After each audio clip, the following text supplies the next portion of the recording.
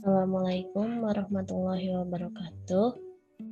Kami dari kelompok 4 akan mempresentasikan proyek kami yang bernama FINER atau Financial Planner, aplikasi perencana keuangan yang menggunakan skala prioritas kebutuhan.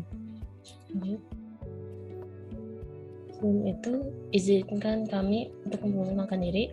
Saya sendiri, Vila Fitanul Latifah, Abu Aiman Abdurrahman, Akbar Mahmudin, Muhammad Ilham Nuari, dan Rizka Sebentar.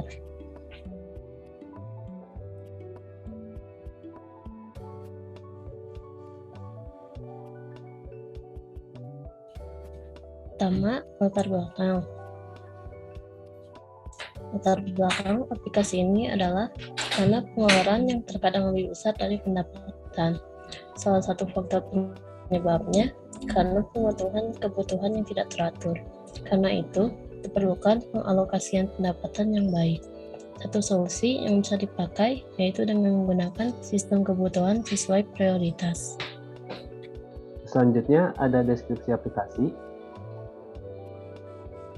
Nah, Planner, Financial Planner. Aplikasi perencana keuangan ini berdasarkan skala prioritas. Aplikasi ini dapat membantu menentukan skala prioritas suatu barang yang harus dibeli sesuai dengan kebutuhan dan parameter yang telah ditentukan. Nah, fitur dari aplikasi ini ada dua. Pertama ada pengelolaan perencanaan, itu mengelola perencanaan pemenuhan kebutuhan dengan mudah. Lalu ada skor prioritas, jadi setelah memasuki entry-nya mendapatkan rekomendasi perencanaan dengan skor prioritas yang telah diperhitungkan. Nah, perencanaan akan disusun berdasarkan prioritas. Baik, selanjutnya adalah jenis aplikasi. Jenis aplikasi yang akan digunakan adalah berupa DSS atau Decision Support System, atau dalam bahasa Indonesianya yaitu Sistem Pendukung Keputusan. Sistem pendukung keputusan merupakan bagian dari sistem informasi berbasis komputer yang dipakai untuk mendukung pengambilan keputusan dalam suatu organisasi atau perusahaan. Sistem ini menyaring dan menganalisis data dalam jumlah besar, mengumpulkan informasi komprehensif yang dapat digunakan untuk memecahkan masalah dan dalam pengambilan keputusan. DSS ini merupakan sistem yang ideal dalam menganalisis informasi dan benar-benar membuat keputusan bagi pengguna. Selanjutnya ada metode penarikan kesimpulan. Metode penarikan kesimpulan yang dipakai adalah logika fuzzi. Logika fuzzi ini merupakan suatu logika yang memiliki nilai kekaburan atau kesamaran antara benar atau salah. Jadi suatu nilai itu bisa bernilai benar atau salah tergantung berapa besar bobot keanggotaan yang dimilikinya. Selanjutnya ada metode yang digunakan adalah metode Tsukamoto. Metode Tsukamoto ini dipilih karena sifatnya yang sederhana, memiliki toleransi pada data, dan juga fleksibel. Kelebihan lain dari metode ini adalah bersifat intuitif dan dapat memberikan tanggapan. Untuk hasil akhir diperoleh dengan menggunakan rata-rata terpusat. Selanjutnya ada tahapan dari metode Tsukamoto. Tahap pertama itu adalah fuzifikasi, merupakan suatu proses pengubahan dari nilai tegas menjadi nilai fuzzi. Tahap kedua yaitu inferensi, merupakan proses perhitungan penarikan kesimpulan berdasarkan rule base yang telah dibuat. Setelah itu masuk ke tahap ketiga yaitu defuzifikasi, merupakan proses pengubahan nilai fuzzi menjadi nilai tegas. Next, ada parameter yang digunakan pada aplikasi ini. Terdapat 3 parameter yaitu biaya, skala kebutuhan, dan jangka waktu. Untuk biaya mahal itu dari 10 juta rupiah, kemudian biaya murah dari 1.000 rupiah.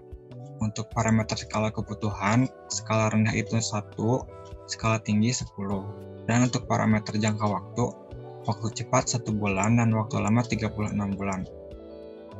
Yang terakhir ada hasil dan pembahasan. Sebelum membahas lebih lanjut, di sini ada demo aplikasi. Kita bisa lihat videonya.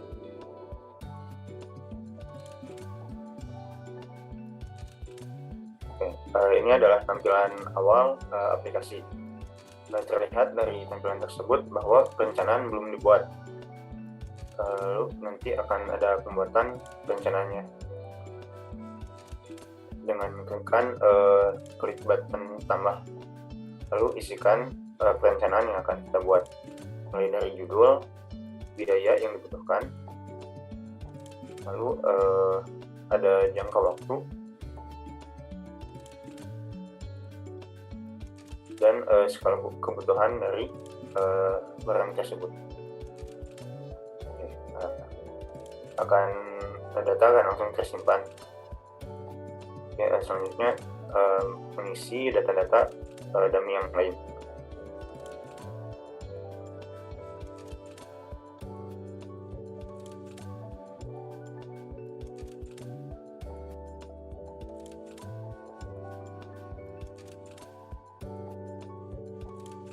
Setelah data terinput semua,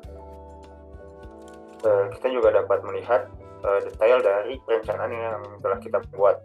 Di sini ada detail-detail seperti biaya, jangka waktu, dan skala kebutuhan.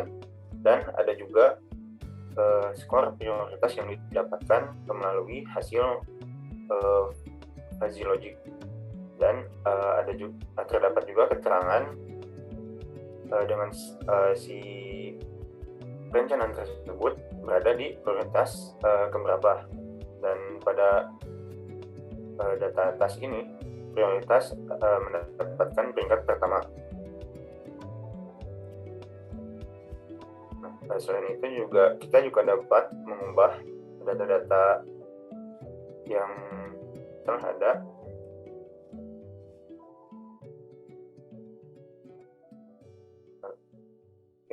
misal di sini mengubah skala kebutuhannya, maka secara otomatis juga skor prioritas akan terupdate.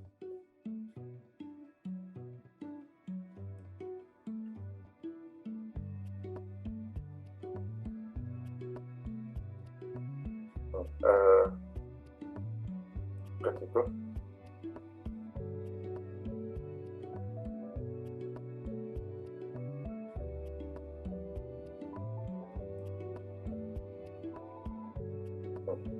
Nah, di sini kita juga dapat menghapus perencanaan yang telah kita buat dengan ada juga untuk mengkonfirmasikan penghapusan bila mana user tidak sengaja untuk menekan tombol hapus seperti ini.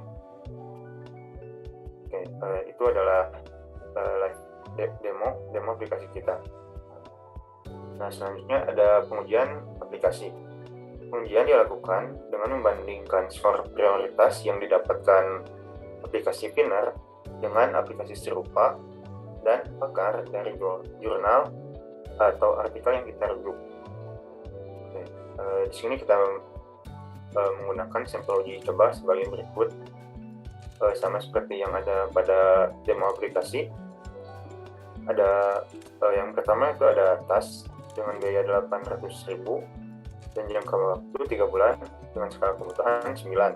Lalu ada baju biaya 400.000, lalu jangka waktu 1 bulan dan skala kebutuhan 7. Dan yang ketiga ada handphone biaya yaitu 6 juta, jangka waktu 6 bulan dan skala kebutuhan 7. Dan terakhir ada notebook dengan harga 9 juta, jangka waktu 14 bulan dan skala kebutuhan adalah 8. Nah, dari hasil uji coba pada sampel tersebut didapatkan hasil sebagai berikut. Yang pertama, tas ini mendapatkan hasil 8,65, sedangkan sistem lain dan pakar mendapatkan hasil 1.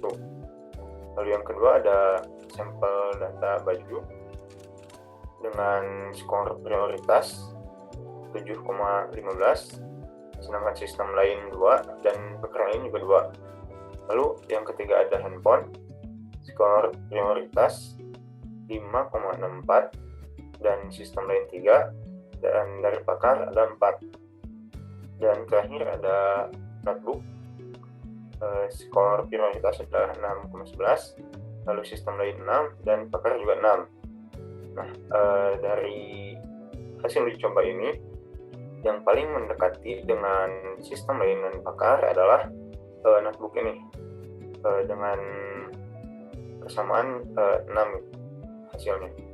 Dari pengujian tersebut dapat kita simpulkan bahwa aplikasi kita ini, aplikasi Finar, dapat terbukti dapat melakukan penarikan kesimpulan menggunakan metode fuzzy logic, namun dengan tingkat akurasi yang masih rendah. Tingkat akurasi ini disebabkan karena perbedaan faktor dalam menentukan prioritas perencanaan. Selain itu, ada juga salah dari pemrosesan parameter-parameter yang digunakan dalam melakukan fuzzy logic, seperti skala kebutuhan dan biaya. Mungkin itu ada beberapa misproses yang menyebabkan tingkat akurasinya begitu jauh berbeda. Namun secara penarikan kesimpulan, aplikasi kita telah berhasil melakukan penarikan kesimpulan menggunakan metode fuzzy logic tersebut. Sekian dari kelompok kami. Mohon maaf apabila ada kesalahan. Wassalamualaikum warahmatullahi wabarakatuh.